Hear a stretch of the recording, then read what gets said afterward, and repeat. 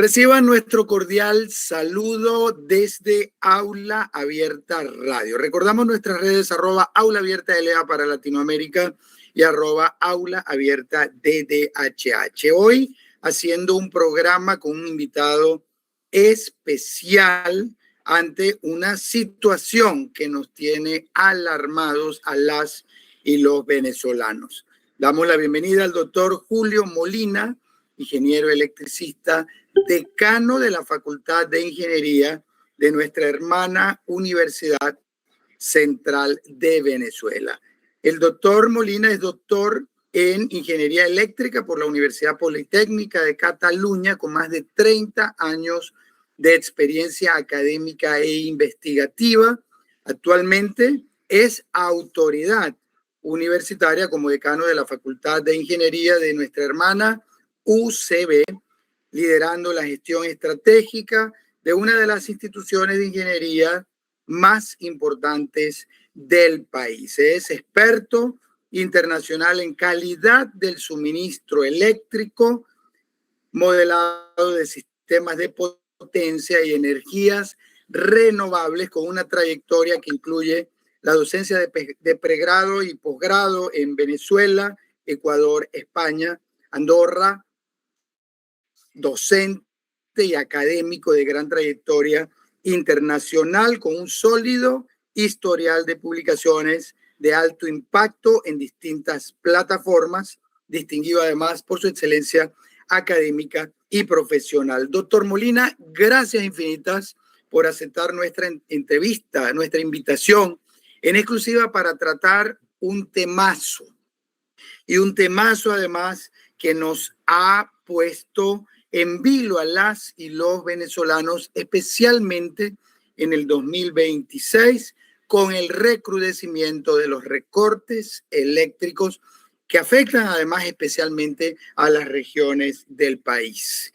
Yo, por ejemplo, no vivo en Caracas y efectivamente los cortes eléctricos en Maracaibo, especialmente desde febrero del 2026, se han incrementado a todos los días por unas 6, 7, 8 horas, incluyendo sábados, domingos y días feriados. En efecto, desde febrero del 2026 hemos recibido denuncias en general sobre el incremento de los apagones, de los recortes eléctricos en todo el país.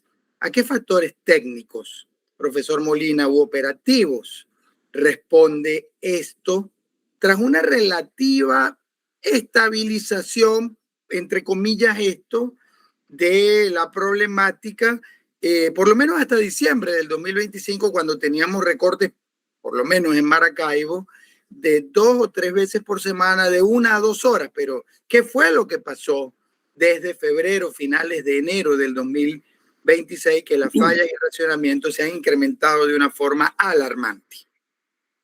Bueno, en primer lugar, pues, agradecido por la oportunidad de este intercambio con ustedes. Desde nuestro punto de vista académico, la problemática del sector eléctrico. La pregunta que tú me haces, ¿por qué se incrementa este año con respecto al año anterior?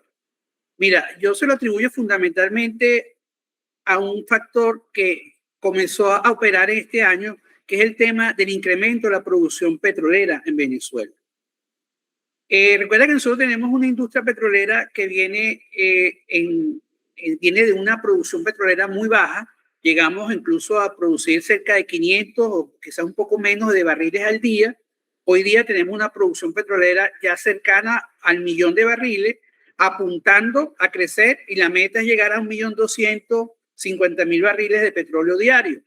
Ese incremento en la producción tiene un impacto importante en el sector eléctrico, porque la industria petrolera, esa necesidad energética que tiene, la está tomando de la red eléctrica propia, de la red eléctrica nacional. En el pasado, la PDVSA del pasado, tenía dentro de sus propios planes su propia generación eléctrica. PDVSA tenía su propio sistema de generación eléctrica, de tal forma que cualquier incremento de producción tenía un impacto muy pequeño en el sector eléctrico nacional, en el sistema eléctrico nacional. Pero como PDVSA viene de una crisis también muy alargada y todos sus sistemas de autogeneración están ahorita, están prácticamente parados, no tienen. Entonces, el sector petrolero, tanto privado como lo poco que maneja PDVSA, tiene que tomar la energía del sector eléctrico nacional, trayendo como consecuencia que de algún lado tienes que quitar la energía. O sea, tienes que, si vas a satisfacer y vas a incrementar la producción petrolera, necesitas tomar energía del sector eléctrico nacional. Eso a costa de qué? A costa de incrementar los razonamientos, porque tienes que dejar de darle energía a sectores de la población venezolana para poder mantener la producción petrolera en los niveles que queremos y en los niveles que vamos a ir creciendo. Fíjate que las estimaciones indican que si nosotros llegamos, ahorita estamos cerca de 1 millón de barriles diarios, 1 millón y tanto, vamos a llegar a 1.250.000. Un incremento de 200.000 barriles en el sector petrolero tiene un impacto alrededor de unos 300 megavatios de potencia del sector eléctrico nacional. O sea, que si nosotros llegamos a final de año o a principio del próximo año a incrementar la producción petrolera en los niveles que esperamos, eso va a significar 300 megavatios menos disponibles para otros sectores, sector industrial, sector comercial o sector doméstico. Entonces, de algún lado tendrá que salir esa energía. Tú ves que el gobierno nacional está estimulando al sector petrolero, sobre todo el privado, para que tenga su autogeneración, que pueda generar su propia energía. Pero bueno, eso no se puede decretar, pero llevarla a la práctica va a llevar un tiempo, eso no es inmediato. Sí, justo lo que le quería preguntar, ¿no? Algunas preguntas, digamos que relacionadas a esta gran problemática sobre el tema del incremento, de los aumentos a partir del incremento de la producción petrolera. En la línea del tiempo, ¿cuánto puede llevar a que la empresa petrolera pueda autogenerar, autoabastecerse de la producción energética mínima, eléctrica mínima, para poder no afectar a la población civil en las ciudades, que sin duda está siendo afectada desde febrero, especialmente del 2026? Esa sería pues una primera, digamos que subpregunta en relación a esto.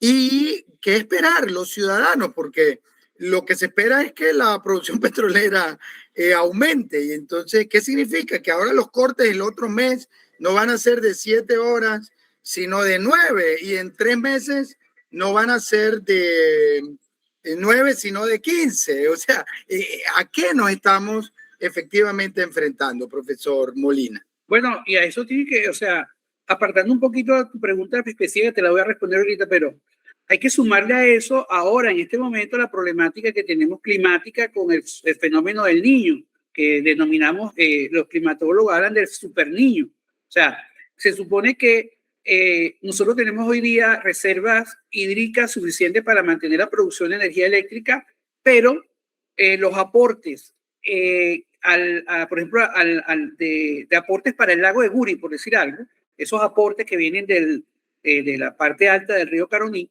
han disminuido mucho en esta época del año, donde todavía estamos en época que técnicamente es de lluvia. O sea, no hemos entrado todavía en los periodos de secos hidrológicamente. Entonces, en vista de eso, en vista de que estamos por debajo de la media, o sea, ahorita estamos por debajo del promedio de lo que usualmente se aporta en esta época del año al lago de Guri, que es la producción hidroeléctrica nacional. El 80% de la energía del sistema eléctrico nacional viene del sistema hidroeléctrico. En vista de que se supone que puede venir un periodo de sequía muy prolongado y muy fuerte, el gobierno nacional tomó la medida de ahorita de disminuir las jornadas laborales en ciertas instituciones públicas con la intención de ahorrar algo de energía, previendo a futuro disponer de suficiente energía hidroeléctrica. Con respecto al tema petrolero, evidentemente, en la medida que vaya creciendo la producción, recuerden que en Venezuela la producción eléctrica autónoma generalmente depende del gas natural. Claro, hay una generación eléctrica que se puede obtener con combustibles líquidos, como el gasoil. Entonces tú puedes tener una planta propia de electricidad, que es lo que tenía PDVSA en su época, operando con componente gas y una porción menor de gasoil. Claro, en la medida que vayas aumentando, puedes aumentar la producción de gas, porque en Venezuela el 80% del gas que nosotros manejamos es un gas asociado a la producción. O sea, tú sacas petróleo, pero también estás sacando gas en esa producción. Entonces, el 80% de la disponibilidad del país está asociada con la producción, extracción de líquido de petróleo. Entonces, en la medida que aumentas la producción de petróleo, estás obteniendo gas y ese gas se puede destinar para la producción de electricidad, para el autoabastecimiento de la propia industria petrolera. También está el tema de las refinerías. Nosotros tenemos dos grandes complejos de refinerías muy grandes en el país, Paraguaná, todo el sistema de Cardón, y la refinería del Palito, la de Puerto La Cruz. Esas refinerías sabemos que tienen problemas operativos, no están trabajando 100%, por lo tanto la producción de líquidos, de gasoil, que son necesarias también está disminuido. Entonces, es un problema multivariables, no es un problema que depende de un solo tema, sino que son muchas variables que hay que atender, hay que tratar de ir ajustando para poder lograr lo que se quiere, que es que la producción petrolera tenga su propia generación de energía, se autoabastece en una buena proporción y impactando en lo menos posible el sector eléctrico nacional. Eso va a llevar su tiempo. Sí, profe, bueno, hay tantas preguntas correlacionadas, ¿no? Una de esas es, ante la opacidad de la información en Venezuela, que no hay información de nada, porque esa es la política de Estado, no proveer de información, ¿ha habido alguna declaración oficial de esta preocupación que usted está diciendo al inicio, vinculando los cortes eléctricos con el aumento de la producción petrolera? Yo, por ejemplo, no he podido revisar ningún tipo de información oficial al respecto, pero por eso, además, con mucha humildad le pregunto, ¿ha habido información sobre eso? ¿Hay información sobre cifras? Por ejemplo, ¿cuál es la demanda eléctrica adicional que requiere el sector petrolero venezolano para elevar su producción desde los niveles actuales, que ya están bastante aumentados en relación a los del año pasado, a, por ejemplo, 1.250.000 barriles diarios, considerando el estado de la infraestructura de PDVSA, que sin duda alguna no tiene la capacidad, por toda la destrucción, al fin de cuentas, que ha sufrido para autogenerar energía eléctrica? O sea, si hiciéramos una operación matemática, estamos hablando de qué números, en una reglita de 3, ¿de qué números? Bueno, fíjate, los números que uno maneja, que uno se atreve a decir, son números que está basado en información no oficial, o sea, en presunción de lo que está pasando, conociendo cómo es el sistema eléctrico venezolano. Hago una acotación aquí antes de darte la respuesta específica. Fíjate, nosotros para poder tener este tipo de respuestas precisas y poder nosotros desde la academia, desde la universidad, poder aportar al país y poder decirle, mira, nosotros para poder resolver este problema podemos hacer tal cosa, necesitamos contar con información verídica, información real. ¿Qué sucede? Que nosotros necesitamos, y yo siempre cada vez que tengo la oportunidad lo comento, que una de las cosas que hay que modificar en el país es la ley del sector eléctrico. Ya se hizo una primera discusión en la Asamblea Nacional y eso no ha avanzado, pero esa ley tiene que ser profundamente modificada, sobre todo en los aspectos donde el sector eléctrico se clasificó como un sector estratégico del país, algo así estratégico, y donde se penaliza con cárcel a aquellas personas que divulguen información operacional de la red eléctrica nacional. Entonces, algo que en el pasado, hace 20, 15 años atrás, ante la promulgación de la ley, no era, nosotros los académicos teníamos la facilidad de disponer de datos, de información. O sea, era prohibido. De esto no se habla. Claro, mira, en Venezuela estaba la Oficina de Planificación del Sistema Interconectado, que se llamó la OPSI. En esa época existía una página web donde nosotros podíamos acudir diariamente y podíamos ver cómo se podía ver cuál era la generación de eléctrica en el momento, cuánto estaba generando Guri, cuánto se estaba generando en Macagua, cuánto se estaba generando en Plaza Centro. Claro, y sabía cuál era la demanda eléctrica real, entonces ya tú podías predecir, podías opinar, podías decir, oye, ¿por qué no? Pero desde que eso entró en una caja negra de protección y de terror, digo yo, eso, censura, sin duda alguna. Exacto, nos eliminó a nosotros, a los profesores, a los investigadores, poder dar nuestras opiniones y nuestros aportes al país. Fíjate el ejemplo para las personas que nos escuchan, cómo el censurar información crea un colapso, un descalabro, justamente como el que estamos viviendo en el sistema eléctrico eléctrico. Es un tema prohibido, no se puede hablar, etcétera, y entonces nadie habla, bueno, nadie habla, nadie conoce, nadie sabe.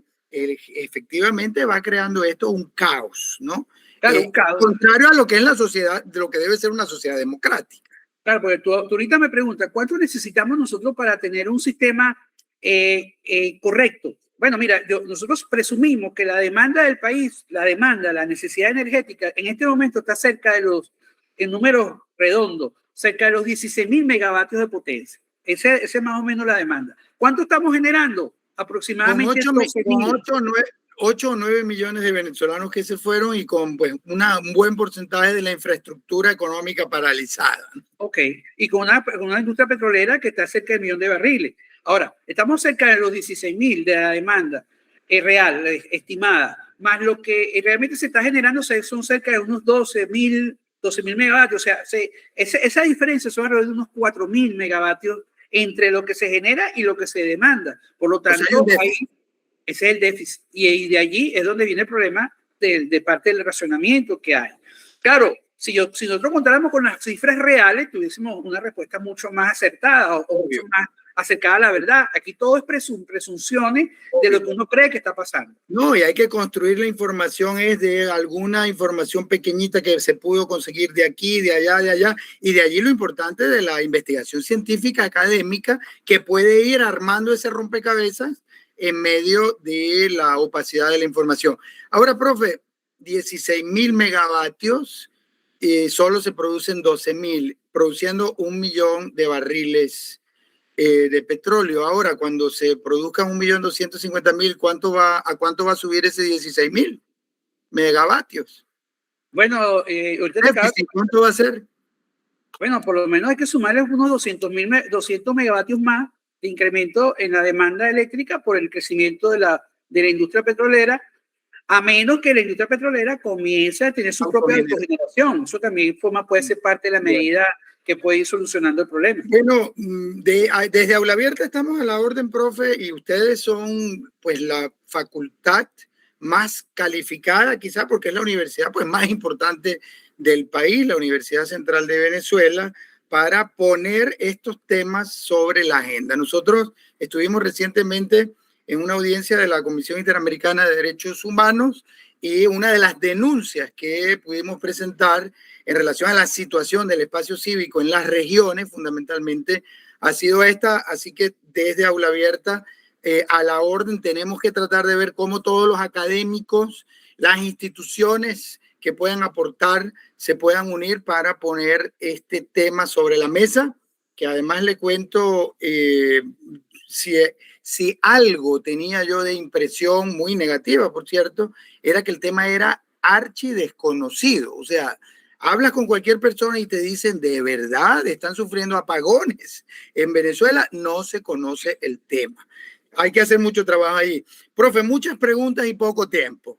Desde una perspectiva técnica, ¿cuáles son los principales problemas y limitaciones operativas? Ya más o menos ha respondido, pero quizás volver a apuntar alguna información. Limitaciones operativas que presentan actualmente la fase de generación, transmisión y distribución en el sistema eléctrico nacional. Y la conecto un poco. La siguiente pregunta ha tenido que ver la falta de mantenimiento, falta de inversión pública por décadas, si es que así hubiera sido, en el deterioro de la infraestructura. Bueno, fíjate que Venezuela tiene aproximadamente unos 30.000 megavatios de generación instalada en el país, no operativa, o sea, 30.000 instalados, pero operativamente no está al 100%. Fíjate que yo estoy hablando que la generación está cerca de unos 12.000, por ahí, megavatios. Si tenemos unos 30.000 instalados, quiere decir que hay 18.000 megavatios que no están operativos.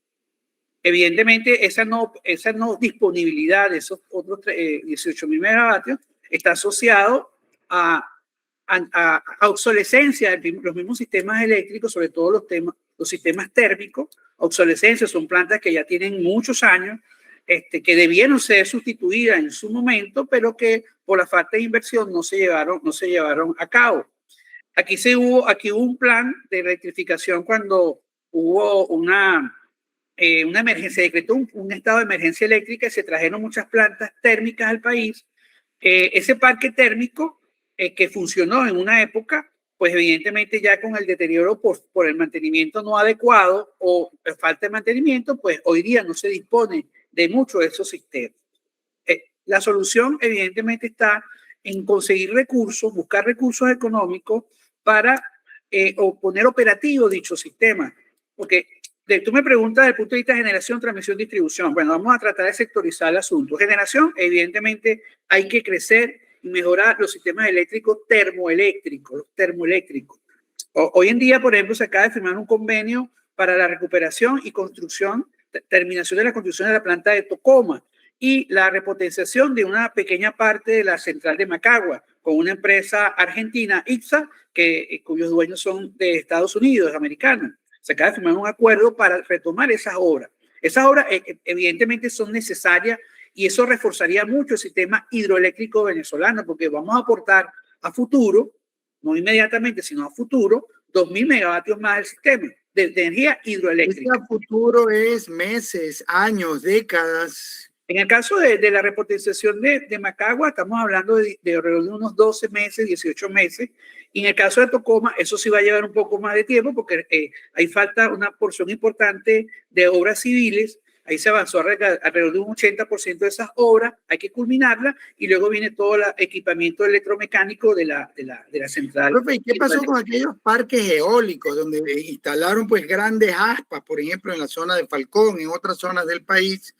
Y lo que quedaron fueron las chatarras y entiendo que eso costó miles de millones de dólares. ¿Qué pasó con eso? Y otras iniciativas. No conozco la cifra exacta, pero sí sé que se instaló un parque creo que son alrededor de unos 100 megavatios de energía eólica en Paraguaná.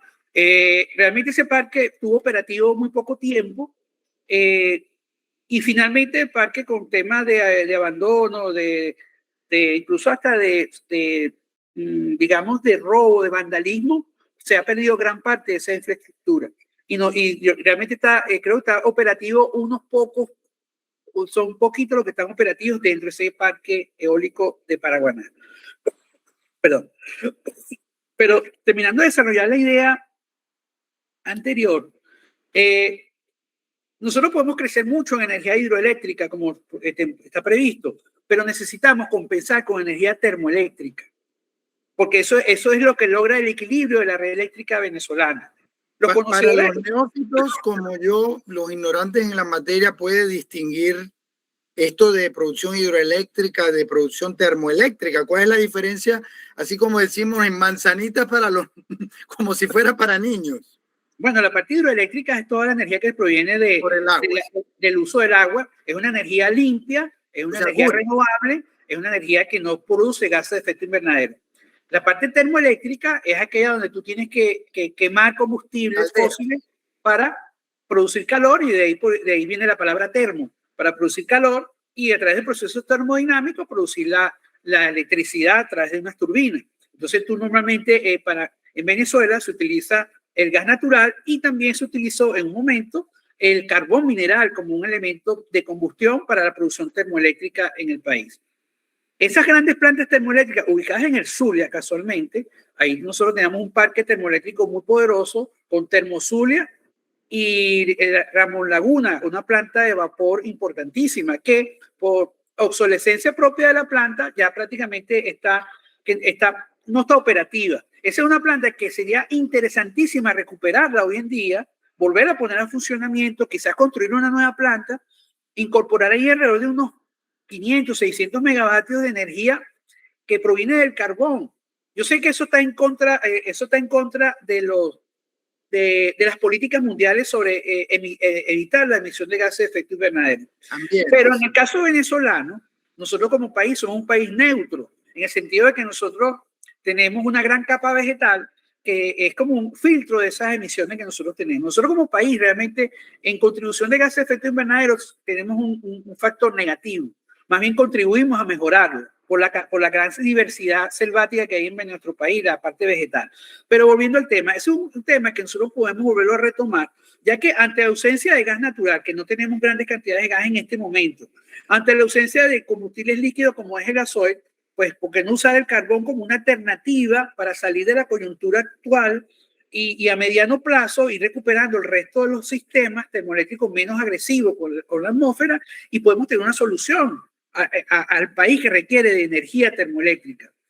¿Por qué es importante eso? Porque Venezuela tiene una característica muy importante. El sistema eléctrico venezolano es como fuese, imagínate un columpio. Nosotros tenemos un columpio donde tenemos un gran bloque de energía en el sur del país, el sistema hidroeléctrico de Guri, Macagua, Caruachi. Es un sistema hidroeléctrico muy poderoso. Y tenemos del otro lado del país, hacia el lado occidental, hacia el Zulia, no tenemos sistema hidroeléctrico, todo está en el sur.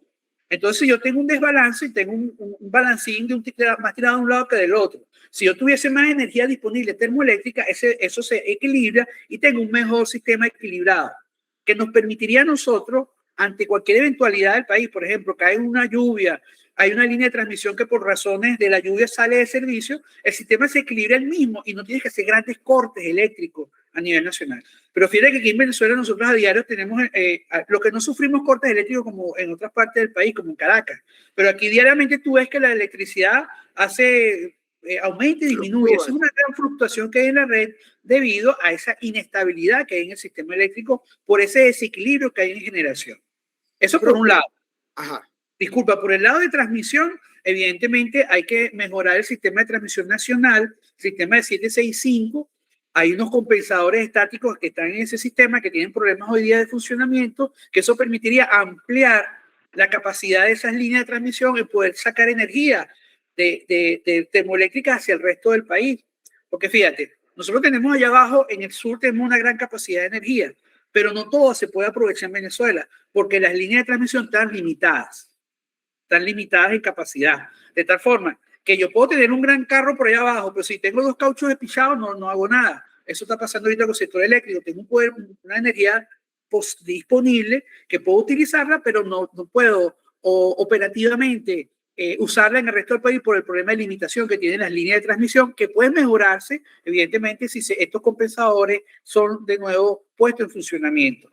Y finalmente, a nivel de distribución, yo creo que el problema de distribución está más asociado a falta de inventario. Falta de inventario refiero que cuando hay una subestación, falla un elemento de la subestación, un transformador, un elemento aislador, etcétera, la sustitución de ese elemento pasan días para su sustitución por un tema de inventario, porque no se dispone de esos inventarios necesarios.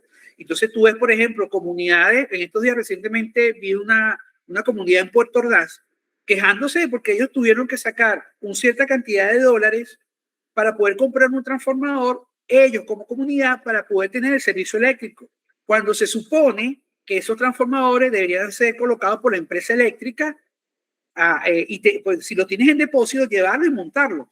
Cuando tú escuchas esa denuncia, ¿qué te llega a ti de conclusión? Bueno, que efectivamente no hay inventario y entonces hay que acudir al sector privado, comprar estos equipos para poderlos sustituir en la red eléctrica. Profe, volviendo al tema de la opacidad de la información, porque es que lo primero que queremos hacer es tener una radiografía pues medianamente clara sobre el problema que estamos viviendo hoy en Venezuela. Ustedes allí en la UCB han hecho algún tipo de mapeo sobre lo que se está, ni siquiera sobre sus causas, sino sobre la realidad situacional a hoy, agosto del 2026, de lo que está ocurriendo con el tema de los apagones, cortes eléctricos en las distintas regiones del país. Porque lo hemos tratado, por ejemplo, de hacer, pero que si con una llamada a algún familiar o algún amigo o alguna institución o alguna universidad en una u otra ciudad, pero honestamente en el marco de la opacidad de la información es difícil saber o tener esa radiografía. ¿Tienen ustedes esa radiografía más o menos montada según las denuncias que han podido haber investigado, escuchado, atendido?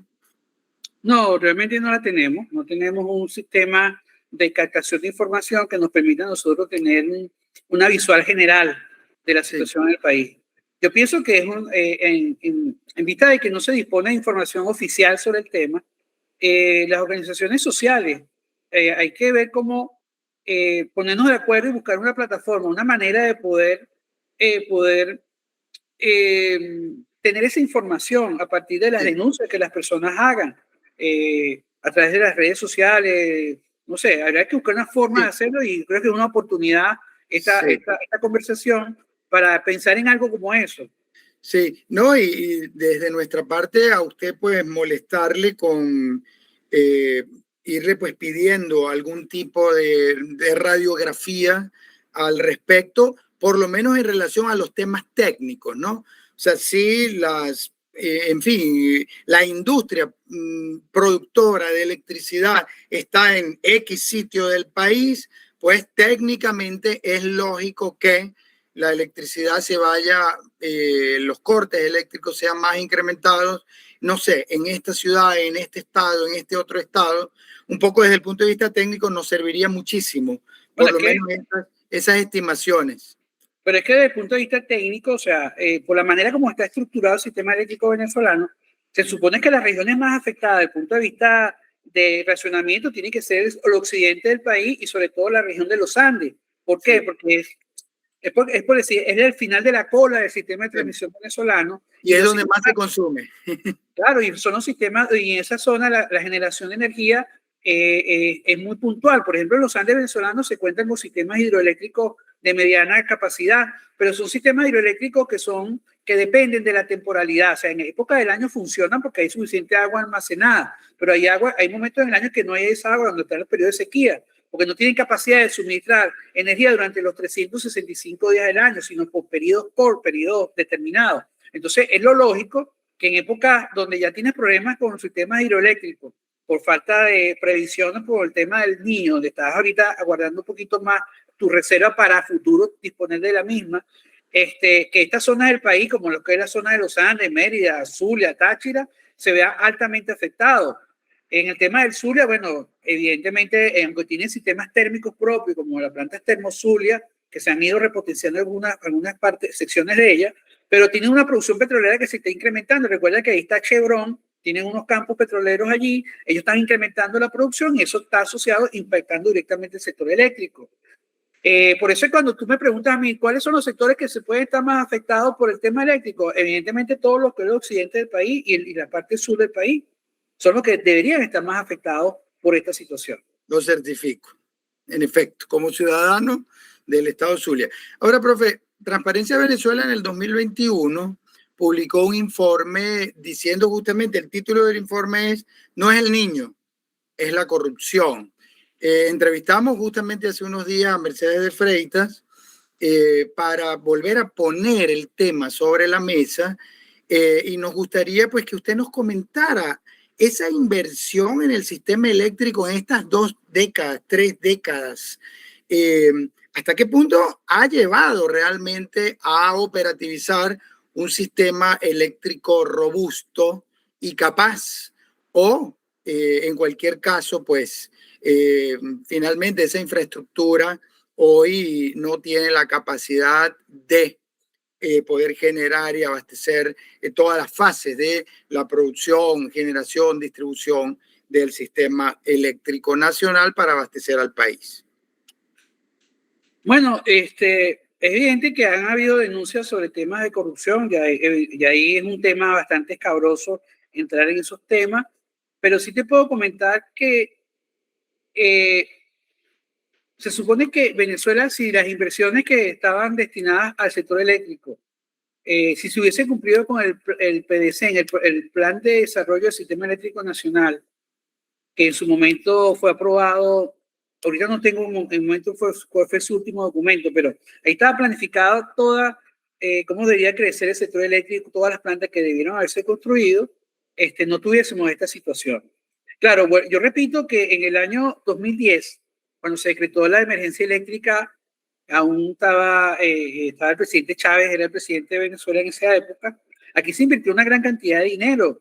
En prensa tú puedes leer que se habla de unos 20, 30 mil millones de dólares que se invirtieron en plantas termoeléctricas en el país.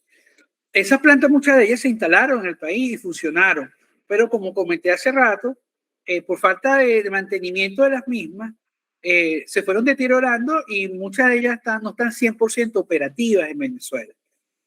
También hay que tomar en cuenta que la crisis del país, la crisis económica que nos llevó a un país que estaba cercano a los 3 millones de barriles de petróleo, hasta produciendo 500.000 barriles, eso tiene un impacto directamente en el sector eléctrico, porque hay menos disponibilidad de gas. Tú puedes tener las plantas termoeléctricas allí, pero si no tienes gas, no funcionan. Por supuesto que hay denuncias de corrupción, denuncias de recursos mal utilizados.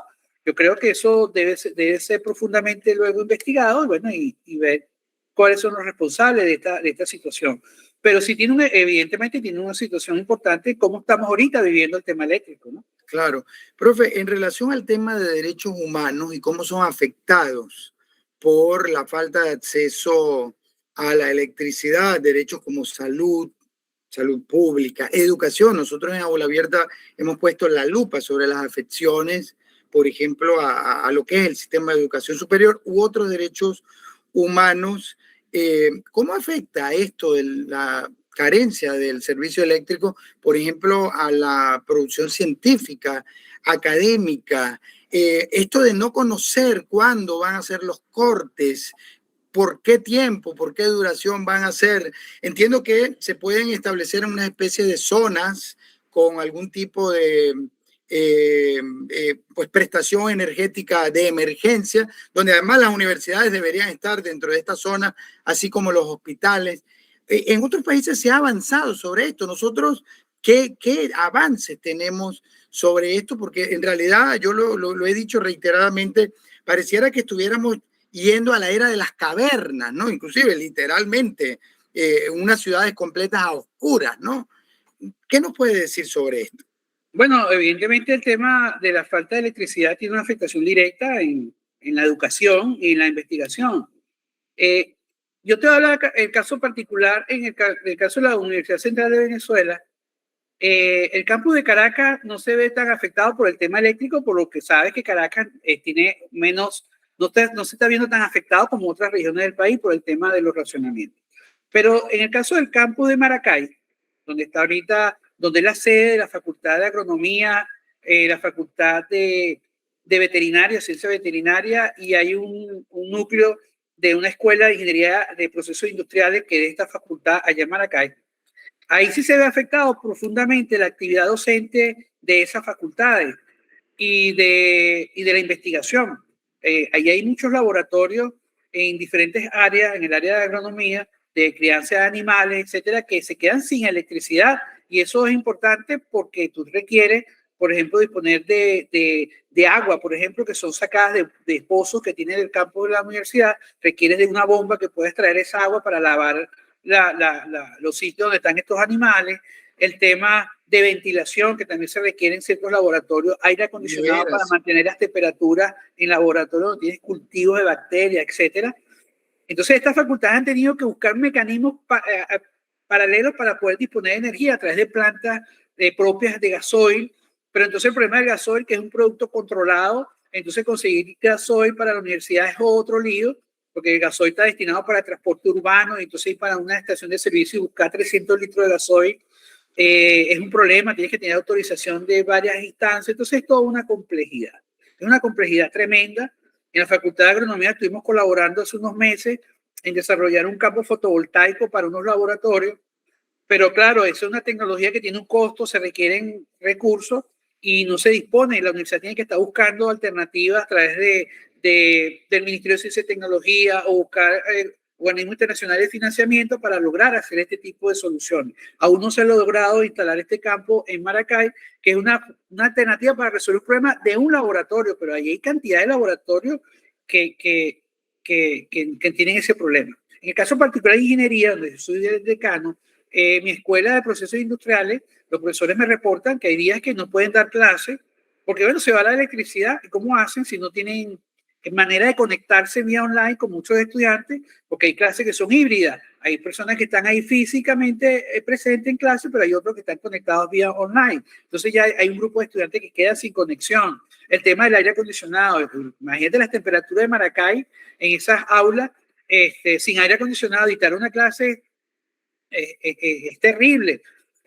Y eso también afecta al transporte público. Bueno, es toda una problemática, porque deja de funcionar el comedor del universitario, pues no tiene la electricidad, etcétera. Entonces sí tiene una afectación directa en lo que es la educación en la Universidad Central de Venezuela y yo extrapolo eso a nivel nacional, porque yo me imagino lo que sucede en la Universidad del Zulia cuando se quita esos cortes de 5 o 6 horas y en los Andes sucede lo mismo. Entonces imagínate, tú tienes unos laboratorios donde tú tienes unos cultivos, allí necesitas la electricidad para mantener cierta temperatura.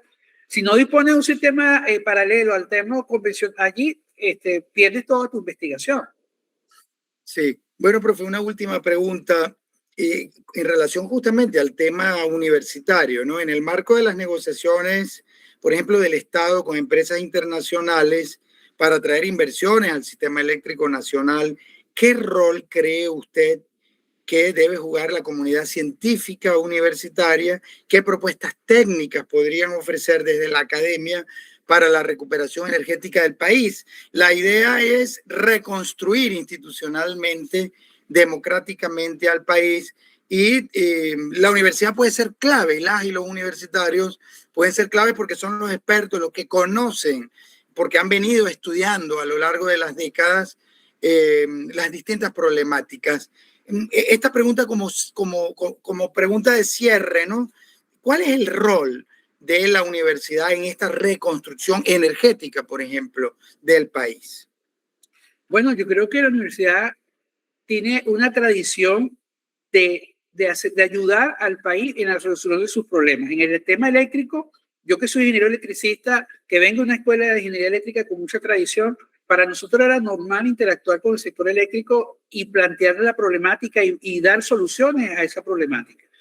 En esta nueva coyuntura, como te comenté hace unos minutos atrás, es necesario resolver el tema de la ley del sector eléctrico y quitar esa opacidad que hay en la información para que nosotros podamos realmente participar en esa reconstrucción del sector eléctrico nacional. Por supuesto, es nuestro rol como académico aportar ese conocimiento al servicio del país y al sector eléctrico. Nosotros estamos dispuestos y queremos seguir aportando nuestras ideas en lo que es la solución del problema eléctrico nacional, la incorporación de nuevas formas de energía. Yo, por ejemplo, que estoy formado en energías renovables, yo creo que es un tema que en este momento no va a resolver el problema eléctrico del país, pero a lo largo del tiempo hay que incorporar estas formas energéticas nuevas, porque es una manera de contribuir como país responsable al tema del calentamiento global. Nosotros tenemos que buscar formas alternativas de generación de energía, evitando consumir tanta energía en el sector termoeléctrico. Y eso evidentemente la universidad está dispuesta y nosotros queremos participar de eso como asesores del Estado venezolano y de la industria eléctrica nacional. Nuestros profesionales que egresan de esta facultad, ¿a dónde van? Van a formar parte de esas mismas industrias. O sea, son nuestros egresados los que están allí en el sector eléctrico, en el sector petrolero, en el sector de gas, son todos los egresados de nuestra facultad de ingeniería. Y yo creo que la ingeniería venezolana tiene la capacidad, tiene las competencias necesarias para buscar las soluciones a la problemática. Y tan solo simplemente para citar un ejemplo, lo que nos está sucediendo ahorita con el lamentable sismo que hemos vivido del 24 de junio, vemos como la ingeniería venezolana, la ingeniería sísmica venezolana y geológica está participando activamente en la problemática que nos sucedió, buscando respuestas, y vamos a dar respuestas sobre lo sucedido y vamos a generar nuevas normas de construcción para que a futuros eventos como lo sucedido tengan una afectación menor. Entonces, eso es simplemente un ejemplo de lo que nosotros podemos hacer. Ahorita hace unos minutos recibimos una delegación de la Universidad de Católica de Chile, donde estamos intercambiando información sobre el tema sísmico, y ellos están sorprendidos, están gratamente sorprendidos de la capacidad que tienen nuestros ingenieros en este tema. Igualmente pasa en el sector eléctrico y en muchos otros sectores del país. Nosotros tenemos esas capacidades. Este sector eléctrico venezolano, quienes lo diseñamos y lo pusimos operativo, fuimos venezolanos de nuestras universidades, y también lo podemos volver a lograr hacer a futuro. Por supuesto, necesitamos capital, necesitamos recursos, y entre la situación económica actual no hay otra manera sino que tienen que ser recursos externos que vengan a ayudarnos en ese sentido. Profe, hablando de los terremotos, los lamentables terremotos, ¿hay alguna vinculación entre la afectación o agravamiento de la crisis eléctrica en Venezuela y el impacto de los terremotos? Bueno, hubo una pequeña afectación en una planta termoeléctrica en el estado Carabobo, llamado Termo Carabobo. Ahí se perdieron alrededor de unos 400 megavatios, pero ya por las redes sociales hemos visto cómo Corpolet ha ido recuperando, y ya creo que ya tienen 3 máquinas funcionando ya tienen 450 megavatios de nuevo funcionando allí. Eso, evidentemente, eso durante el periodo, esos 50 días después del terremoto, afectó parte del sistema eléctrico, sobre todo en el occidente de Venezuela, porque ya que nosotros venimos adoleciendo de energía termoeléctrica y de repente tú pierdes 400, 500 megavatios, eso tiene una afectación importante. Obvio. Pero ya se corrigió, entiendo que ya están operativos esos 450 megavatios de nuevo en la red. Bueno, muchas gracias al doctor Julio Molina, decano de la Facultad de Ingeniería de la Universidad Central de Venezuela, académico de gran experiencia justamente y trayectoria en el tema investigativo, académico, vinculado a la ingeniería eléctrica. Gracias infinitas, estamos pendientes, doctor Julio Molina, pues para seguir trabajando, abordando, produciendo debates en relación a este importantísimo tema que afecta a los venezolanos. A toda nuestra audiencia, gracias infinitas por participar el día de hoy. Les recordamos nuestras redes para cerrar, @aulaabierta LA para las Américas, @aulaabierta DDHH.